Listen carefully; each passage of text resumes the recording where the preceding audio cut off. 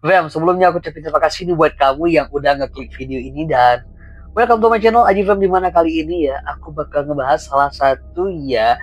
Kalau ini nih, kalau aku ngomong boneka pasti bayangan kamu itu ya itu imut gitu ya, menyenangkan lah ya, itu pasti disukai. Tapi gimana ceritanya itu kalau itu boneka itu terkesan hidup sendiri ya. BTW emang sih ya, kalau yang namanya boneka gitu kalau kita pandangin gitu di tempat gelap gitu ya, kayaknya matanya gerak gitu ya. Nah, aku kali ini bakal ngebahas ya salah satu boneka yang menyeramkan dari Jepang nih. So, gimana ceritanya? Langsung aja deh, nggak pakai babi bu lagi. Kita ke ceritanya.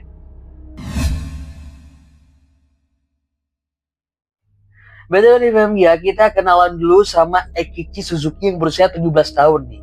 Karena semua cerita ini bermulai ya, itu ketika di tanggal 15 Agustus ya, 1918 ya, si Suzuki ini ya, atau si Ekichi ini lagi datang kayak gitu ya, menghadiri sebuah kayak pameran atau bazar gitu ya di Sapporo, Jepang gitu.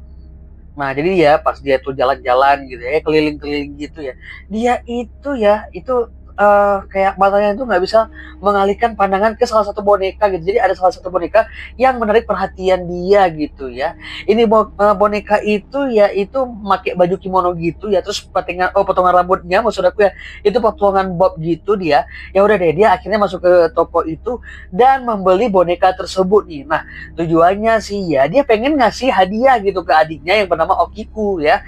Nah, jadi boneka itu dibeli terus dibawa pulang deh, dikasih buat adiknya Okiku ya. Nah, yang namanya Okiku itu yang berusia sekitar 2 tahun gitu, anak cewek gitu ya, adik cewek maksud aku ya, umur 2 tahun dapat boneka dari abangnya, itu dia tuh seneng banget ya. Jadi ceritanya dia tuh seneng ya dapat boneka dari abangnya.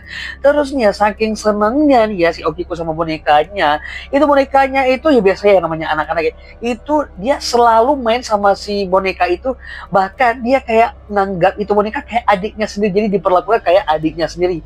Jadi dia itu main bareng, selalu bersama, nggak pernah lepas itu boneka ya. Kayak mungkin kamu ya sebagian cewek gitu ya main sama boneka, ada boneka kesayangan gitu dari pagi sampai malam itu boneka nggak lepas ya. Terus itu diajak makan, diajak minum, diajak tidur bareng gitu ya. Nah, karena udah kayak dianggap jadi kayak adiknya gitu ya. Nah, sampai-sampai ini boneka dikasih nama sama gitu sama nama dia, yaitu Okiku. Jadi si Okiku ini manggil bonekanya itu dengan nama dia sendiri gitu. Namun nih Beb ya, yang sangat menyedihkannya itu di tahun 1919 gitu ya, si Okiku ini ya terkena wabah kuning gitu ya. Jadi di suatu hari dia terkena penyakit gitu ya. Saat itu memang Jepang lagi dilanda kayak demam atau wabah demam kuning gitu nih Beb. Dan itu di tahun 1919 akhirnya si Okiku itu harus meninggal karena penyakit tersebut nih Beb. Dan saat sakit pun ya ini si Okiku ini nggak pernah ya melepaskan pelukannya ya, atau bonekanya itu selalu dipeluk sama si Okiku nih. BTW nih Vem ya, buat kamu mungkin yang udah tahu nih, tapi yang belum tahu gitu ya. Di Jepang itu kayak ada sebuah tradisi gitu ya, saat mengkremasi gitu orang yang tersayang gitu ya. Itu biasanya itu mereka itu bakal ya menyelipkan atau naruh barang-barang kesayangan mereka ya, barang-barang kesayangannya si almarhum itu di sampingnya gitu. Jadi mungkin maksudnya itu ya, jadi barangnya itu bisa dibawa ke alamnya gitu untuk menghibur si almarhum tadi nih. Nah, tetapi nih ya ada beberapa yang barang maksudnya aku itu nggak diperbolehin, kayak barang-barang yang nggak bisa kebakar kayak logam gitu ya, ataupun cairan kimia atau mengandung cairan kimia gitu. Nah, ini nih Bem, karena nih Bem ya, itu pertamanya kan kayak keluarganya nih mau si boneka Okiku ini juga ikut ya, misalnya bareng dikremasi gitu sama si Okikunya gitu. Maksudnya biar dia itu kan dia seneng gitu, sayang gitu sama bonekanya, jadi biar ada temennya gitu ya. Nah, tetapi itu dilarang karena ditakutkan ya itu ada bahan-bahan kayak mungkin uh, pokoknya intinya si boneka ini nggak jadi ya ikut dikremasi karena mungkin ditakutkan bahan-bahan dari pembuatan boneka ini nih. Karena kayak aku bilang tadi, kalau bahan-bahan kimia yang mungkin ditakutkan atau dikhawatirkan itu bisa berbahaya, itu nggak diizinin gitu buat ikut dikremasi gitu Beb. Tetapi ini ya, walaupun bonekanya kesayangannya si Okiku ini nggak ikut ya dikremasi, tapi keluarganya itu nggak mempermasalahkan gitu ya, karena itu akhirnya ya itu abu kremasinya itu ya itu dimasukkan ke dalam sebuah guci gitu ya, atau but apa namanya, but sudan ya kalau nggak salah ya, kalau Itu coba kamu komen di bawah ya. Nah, terus ini ditaruh di altar keluarganya gitu. Di altar keluarganya, dan ya udah deh, di sampingnya itu diletakkan boneka Okiku. Jadi kesannya itu mereka tuh tetap bersama gitu, dan karena keluarganya pasti sayang banget ya sama si almarhum si Okiku ini. Jadi mereka tuh selalu berdoa gitu ya untuk ya si Okiku gitu. Jadi nggak dipermasalahkan gitu. Kalau nggak dikremasi ya udah deh, akhirnya mereka juga ditaruh di altar gitu, disandingkan bersama, ya udah dianggapnya masih selalu bersama gitu ya. It's time nih Fem ya, waktunya kamu buat mainkan imajinasi kamu ya. Dan ya, itu nggak usah deh kalau kamu pakai logika kamu ya. Buang jauh-jauh logika kamu, karena logika kamu nggak bakal main di sini Fem. Karena apa? Ya karena ya kalau kamu juga punya boneka gitu ya, nonton akun lagi mati lampu gitu, aduh coba kamu perhatiin ya. Jadi nih si boneka ini bakal masuk ke mode yang anehnya gitu. BTW ya, yang anehnya seperti maksud aku tadi ya, sebelumnya itu semua udah berjalan biasa aja gitu ya. Maksud aku, keluarga juga udah mengharapkan Okiku itu tenang gitu ya di sana, karena juga udah disandingkan gitu. Jadi BTW juga semua sudah berjalan dengan semestinya gitu. Tetapi nih Beb ya, waktu berlalu, hari pun berjalan gitu ya. Suatu hari nih ya, kalau diperhatiin ada yang aneh gitu sama bonekanya. Kenapa? Ya, ini boneka ketika keluarganya tuh mandangin gitu kayak ada yang aneh gitu ya. Yang anehnya adalah itu boneka rambutnya ya, itu pada awalnya itu karena potongannya tuh kan pendek gitu ya di bawah telinga. Tetapi ini Bem ya, lama kelamaan itu rambutnya panjang melebihi bahu.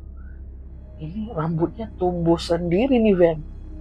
Nah, jadi kejadian aneh ini nih Bem ya, itu mulai terjadi ketika nih ya, itu keluarganya itu memimpikan ya, atau bermimpi ketemu sama si Okiku nih. Nah, pas bangun gitu ya, tiba-tiba itu boneka udah ada di rumah gitu.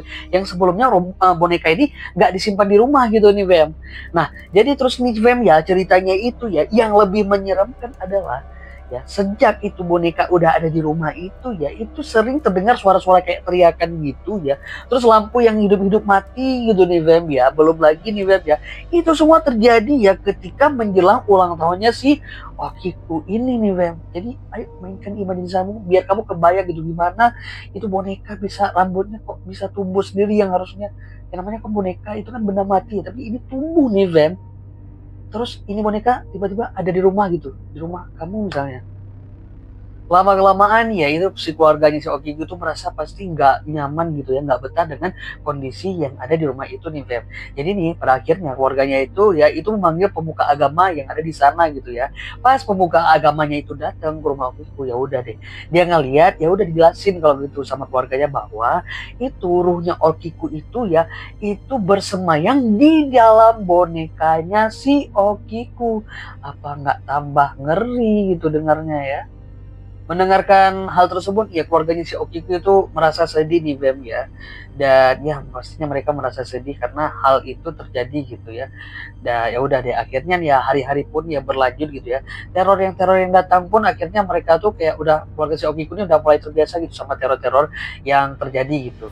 Dan ya udah di si boneka Okiku ini ya itu malahan udah dirawat gitu, diurus gitu, dan ya, kayak dianggap bagian dari keluarga gitu ya. Mungkin juga untuk mengenang si Okikunya sendiri nih Bem. Terus nih Bem ya, itu memasuki tahun 1938 gitu ya. Itu Jepang memasuki Perang Dunia Kedua gitu. Jadi si Eikichi ceritanya itu ikut direkrut ya, dan dipindahkan dari Sapporo ke daerah utara gitu nih Bem. Dan baru cerita yang beredar gitu, berkembang gitu. Jadi keluarganya juga ikut berpindah-pindah gitu. Namun sebelum keluarganya itu pindah, mereka itu menitipkan ya abu jenazah bersama bonekanya si Okiku ini ya, abu jenazahnya si Okiku sama bonekanya itu ke sebuah kuil yang ada di tempat itu nih Bem. Dan mereka juga menceritakan semua cerita tentang ya tentang Okiku ini kepada pemuka kuil tersebut nih Bem. Ya udah deh Bem ya, itu akhirnya itu boneka itu kan tinggal di maksudnya dititipkan di kuil gitu. Jadi para orang-orang misalnya kayak pemuka agama atau ya orang-orang yang di kuil itulah katakan ya, itu merasa heran sama rambutnya si boneka Okiku ini, kok bisa gitu ya, ini boneka tuh tambah panjang gitu. Ya udah deh, akhirnya biar ketahuan gitu ya, akhirnya itu rambutnya itu dipotong terus dikasih ke laboratorium gitu. Dan kamu tahu apa hasilnya, Fem? Itu rambutnya menyatakan ya, hasil dari laboratorium itu ya menyatakan kalau rambutnya si boneka itu setara dengan rambut anak-anak manusia gitu, Fem. Nah, katanya di BEM ya, rumornya gitu ya, setelah ini boneka gitu ya, ini rambutnya juga dipotong gitu, dimasukin ke laboratorium, dicari tahu gitu ya. Ini boneka setelah itu ya, makin agresif nih katanya. Ini rumornya di BEM dengan denger ya, katanya gitu ya. Ini rambutnya itu makin lama itu lebih cepat gitu panjangnya. Bahkan ya ini boneka tuh sempat mengganggu ya pengunjung-pengunjung yang ada di kuil gitu. Jadi kayak lebih agresif gitu. Bahkan nih ya, ada yang katanya itu rumornya itu katanya giginya tuh juga ikut tumbuh gitu. Jadi kayak lebih inilah ya, seperti aku bilang tadi ya, lebih agresif gitu nih. Tapi nih Fem ya, itu sekarang ya, itu boneka itu udah dipajang ya di kuil pribadi nih Fem ya, di Imananji kalau nggak salah ya. Itu di daerah Hokkaido Jepang gitu. Jadi dia dimasukin ke dalam kayak kotak kayu gitu ya, kotak kayu kaca gitu nih Fem ya, kayak ya seperti itulah Fem. Pokoknya dia udah nggak ada lagi di kuil umum, udah ada di kuil pribadi gitu nih Fem. Oke deh Fem, terlepas ya dari benar atau enggaknya gitu ya, maksud aku ya kalau rambutnya itu beneran tumbuh ya mungkin masih ada yang mempertanyakan gitu ya. Tapi yang menurut aku ya, pertanyaannya itu yang menurut aku masih mengganjal juga ya, selain itu ya, ini kenapa keluarganya itu menitipkan bonekanya. BTW kan di awal-awal bonekanya itu emang ya kayak membuat suasana rumah tuh kayak gak nyaman gitu ya, terus rambutnya tumbuh gitu ya, yang dilihat pasti jiper gitu ya. Karena ini keluarganya pun pertama ya nerima-nerima aja gitu, terus kok tiba-tiba ya karena situasi perang gitu atau gimana gitu mereka pindah, kok boneka ini dititipkan gitu. Menurut kamu ya itu kenapa nih ya? Nah coba deh kamu komen di bawah nih Bem ya.